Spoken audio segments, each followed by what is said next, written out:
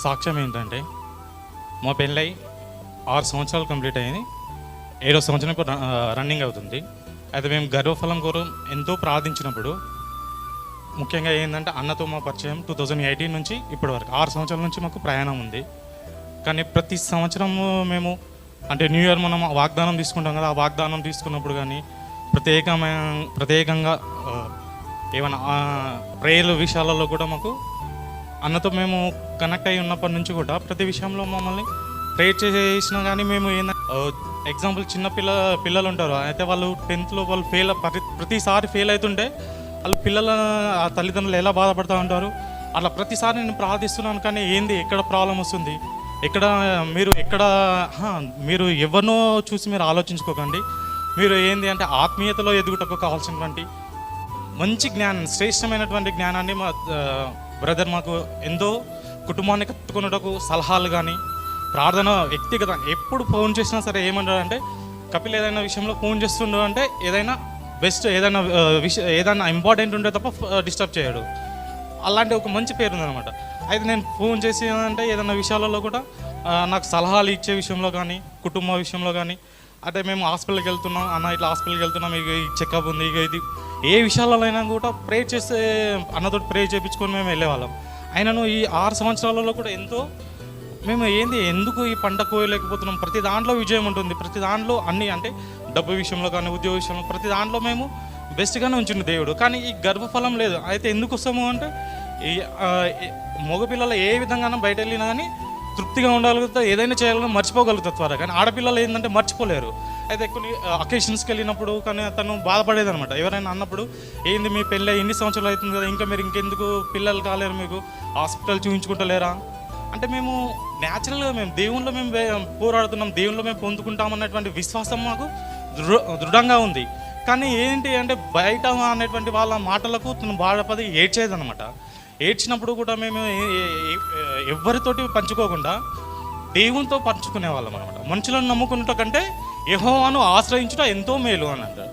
అంటే వాక్యమే సెలవిస్తుంది కదా. అంటే బైబిల్లో కూడా అన్న ఎన్నో ప్రవచనాత్మకంగా ఒకసారి ఎప్పుడు 2019లో మా తోర్పల్లికి వచ్చినప్పుడు అక్కడ ఒక 120 మెంబర్స్ వచ్చారు. అక్కడ ప్రేయర్లో కూడా ప్రత్యేకంగా వాక్యంలో మాట్లాడినటువంటి విషయం ఏంటి అంటే అబ్రాహాము ఆశీర్వాదం.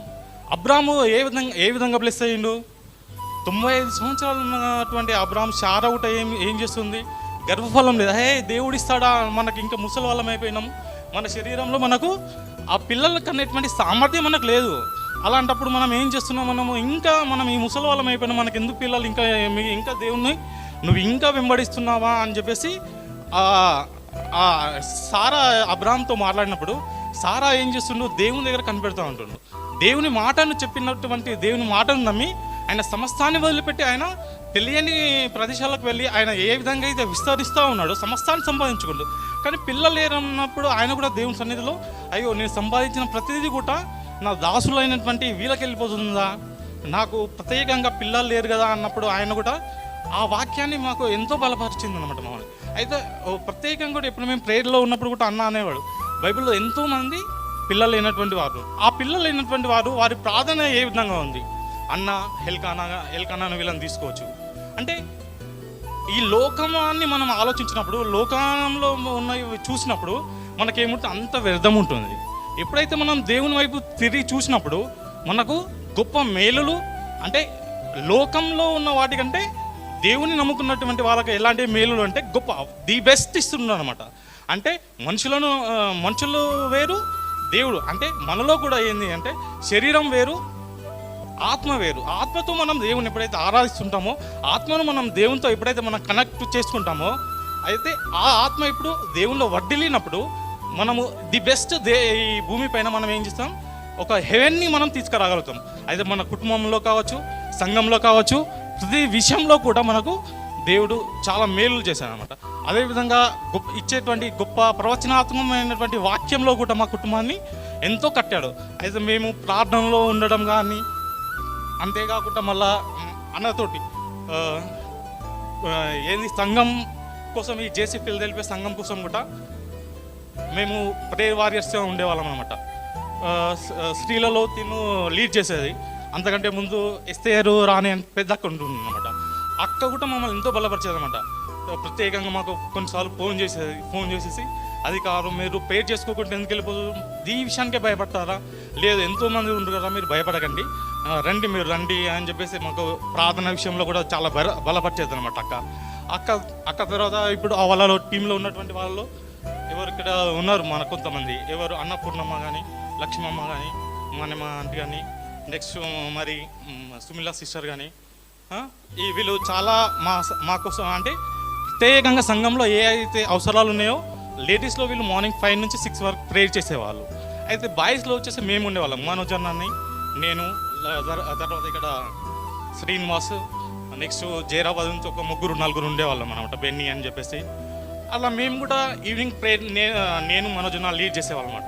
అయితే దేవుణ్ణిలో మేము అంటు కట్టుకోవడానికి ప్రేయర్ కూడా ఎంత మనకు సహాయపడుతుంది అనేదాన్ని కుటుంబంగా మేము ఎంత ప్రేయర్లో ఉన్నా కానీ కొన్ని శోధనలు ఉంచినప్పుడు లాస్ట్కు ఈ 6 అనేటువంటి సంఖ్యలో సంపూర్ణమై ఉంటుంది. కాబట్టి ఆ సంఖ్యలో మేము compulsory last year June 25th Sunday రోజు ఇక్కడికి వచ్చాము, చర్చికి వచ్చి ఆ రోజు మేము ఏమనుకున్నామంటే ప్రేయర్ చేసుకున్నాము, ఈ రోజు కంపల్సరీ మనము ఈ మంత్లో మనం పొందుకుంటాము అనేటువంటి ఈమెకు నేను చెప్పాను అనమాట. చెప్పినప్పుడు ఆమె అన్నది సరే అని చెప్పేసి మనం అయితే ఈసారి ప్రెగ్నెంట్ కిట్ తీసుకొని వెళ్ళి మనం ఏం చేసాము అంటే నైట్ ప్రేయర్ చేసుకున్నాం. మాకు ఒక మంచి అలవాటు అన్న నేర్పించింది ఏంటంటే, మీరు ఎప్పుడైనా కానీ మార్నింగ్ అవుట్లో ప్రేయర్ ఎక్కువగా ఉండాలి. అంటే 3:30 నుంచి ఒక 6 వరకు కానీ, అంటే మాకు నేను ఎక్కువ ఉంటుండి, తను ఎప్పుడైనా రిలాక్స్ అయినా కానీ నేను ఎక్కువ ప్రేయర్లో ఉండడం, లేకపోతే తను ఉండడం, ఇంట్లో నైట్లో ఎక్కువ ప్రేయర్లో ఉండడం వల్ల మాకు 3:30 ఆ టైంలో కదా 3:30 మేము ఇక్కడ నుంచి ప్రేయర్ తీసుకొని వెళ్ళినాము.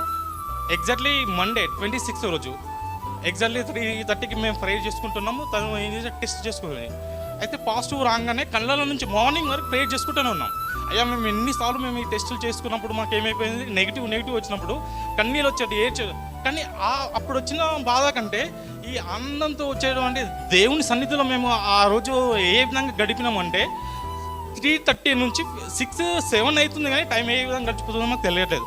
అంటే కన్నీరు అట్లా కార్చుకుంటాం మేము దేవుని సన్నిధిలో. ప్రతి నెల ఆమె ప్రెగ్నెంట్ అయినప్పటి నుంచి స్టార్ట్ చేస్తే డెలివరీ అయ్యేంత వరకు కూడా తోడుగా ఉండి మాకు చాలా సహాయకారిగా ఉన్నందుకు, ముఖ్యంగా అన్నకు, ఈ జేసీపీఎల్ఎల్పీ సంఘానికి, మా కోసం ప్రార్థన చేసిన ప్రతి ఒక్కరికి మీకు వేలాది వందనాలు చెల్లిస్తున్నాను. Thank you. ఓకే, ఒకసారి గట్టిగా చప్పట్లు కొడదాం. 2019లో నేను వీళ్ళ ఇంటి దగ్గర కపిల్ మంచి మీటింగ్ని ఏర్పాటు చేశాడు. అన్న మా ఇంటి దగ్గరికి రండి, అంతా అక్కడ ఉన్న ఆ ఏరియాని అంతా పిలిచి నేను చేస్తానని మంచి ఒక మీటింగ్ ఏర్పాటు చేశాడు. మీటింగ్ ఏర్పాటు అయ్యింది, అంతా అయింది, అందరికీ ప్రార్థన చేసి నేను కొన్ని ఇండ్లు విజిట్ చేసి ఫైనల్గా మళ్ళీ వీళ్ళని కలిసి వెళ్దామని నేను ఫైనల్గా వీళ్ళ ఇంటికి వచ్చినప్పుడు నవీన తల్లి పరిగెత్తుకొని నా దగ్గరికి వచ్చింది. అన్న అన్న అన్న అన్న ఏమైంది తల్లి అంటే, నాకు ఒక చిన్న పాప కనబడుతుందన్న, ఒక చిన్న బేబీ, నాకు ఖచ్చితంగా దేవుడు నాకు కూతురుని ఇస్తాడన్న.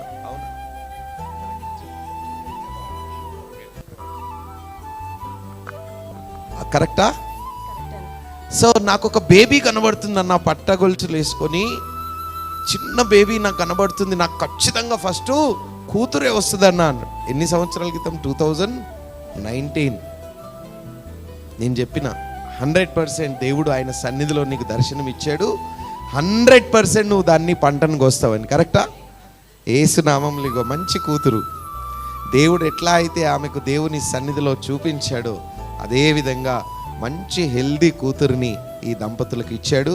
దేవుడు వీరిని దీవించాడు. ఇన్ని సంవత్సరాలు వీరు విశ్వాసంతో ఉన్నారు. చాలా ఎట్లా అంటే, నేను 18లో నేను మన ప్రెస్ క్లబ్ కాదు, టీఎన్జిఓ భవన్లో కూడా నేను జేసీఎన్ఎం ఆ శాటిలైట్ సర్వీస్ నడిపించేటప్పుడు కూడా ఎంతో ఆశతో లేట్ అయినా పర్వాలేదు అన్న, మీరు ఒక 10 నిమిషాలు ఉండండి అన్న, వస్తున్నాం, ప్రార్థన చేయండి అని ఎంతో విశ్వాసం. వీళ్ళ విశ్వాసం చూసి అనిపించేది. నేనైతే వెళ్తూ ఏడుస్తూ వెళ్ళేవాడిని. నేను బైక్ మీద వెళ్తూ ప్రార్థన చేసిన తర్వాత మ్యాన్ ఆఫ్ గాడ్ అంటే రియల్గా బర్డన్ ఉన్న మ్యాన్ ఆఫ్ గాడ్ ఏం చేస్తారంటే ఏడుస్తారు, అయ్యో దేవా వీళ్ళకి కావాలా, వీళ్ళకి ఇవ్వు తండ్రి అని. నేను వీళ్ళ కోసం చాలాసార్లు ఏడ్చా, నేను ఎవరికి చెప్పలే, బట్ ఇప్పుడు చెప్తున్నా, ఎందుకంటే ఆశీర్వాదం పంట కోసారు కాబట్టి చెప్తున్నా. దేవా ఇవ్వు తండ్రి, వాళ్ళు ఎంత ఆశతో వస్తున్నారు, నన్ను అన్న 10 నిమిషాలన్నా వస్తున్నామన్న, ఒక్క ప్రార్థన చేయండి అన్న, ఒక్క ప్రార్థన చేయండి అని.